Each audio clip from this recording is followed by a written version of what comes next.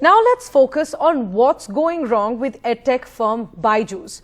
Over the last 1 year, the poster boy of India's startup sector and India's EdTech sector, Byju's, has seen searches by the Enforcement Directorate, valuation cuts by prominent investors, a legal battle with lenders over repayment terms, layoffs, delayed financial results, the group's IPO being stuck, and several other problems, all in a matter of one single year. The company's valuation too has come down from $22 billion in its golden days to just half of that, to around $11 billion now in the latest round. Now, on the consumer side as well, parents of several students who signed up for Byju's services are facing issues over the teaching staff, their teaching method and efficiency as well, and they are facing issues over fee refunds. According to a survey by local circles, over the last 1 year, 32% of users have faced issues with Byju's. 81% of EdTech platform users surveyed through local circles have faced issues, but most of them faced issues with just Byju's. The string of bad news for the EdTech startup leads to questions about the Indian startup sector at large. Byju's was once the poster boy of Indian tech startups and even startups in India as a whole. It was one of India's most valuable unicorns. So that big name now being surrounded by doubts makes us question what's next for Indian startups. The implications could well go beyond Byju's as investors focus on profitability and governance as well. So to really understand what all has happened over the last 1 year, we have my colleague Rishabh Bhatnagar, who's joining us from the BQ Prime newsroom. And Rishabh, thanks very much for joining us. And if you could just help us understand what all has went wrong with Byju's over the last 1 year. Right. Thanks, Priyanshi, for that.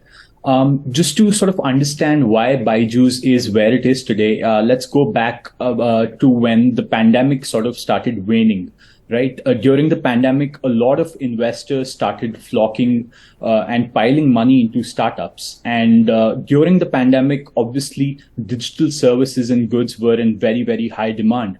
As soon as the pandemic sort of waned out, and the world started opening up, this sort of bullishness that a lot of these tech giants were depending on, that did not meet with the demand. That's why we also saw a lot of global tech corporations such as Amazon and Meta. All of them did massive layoffs. So even with Byju's, its valuation soared during the pandemic. And as soon as the pandemic sort of opened up, the demand for its products and services fell. It had done a lot of hiring during the pandemic, hoping that this sort of environment and this sort of demand would stay, but it did not. And so let's go back a year, right? Starting June 2022, which is when their Byju's two acquisitions, the Topper and White Hat Junior, both of them laid off about 500 employees. So that's where sort of the first signs of negative developments started at Byju's.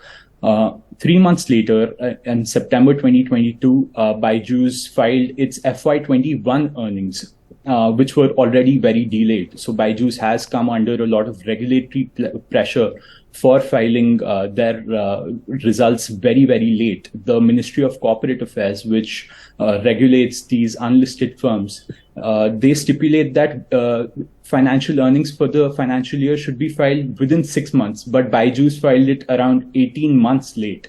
So that's the second very, very pivotal negative development at Byju's that happened in September 2022.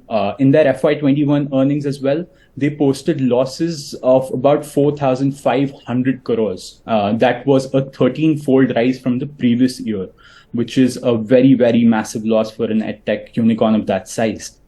Then about a month later, in November 2022, a lot of negative developments started happening at Byju's. Its valuation was cut internally. Yeah.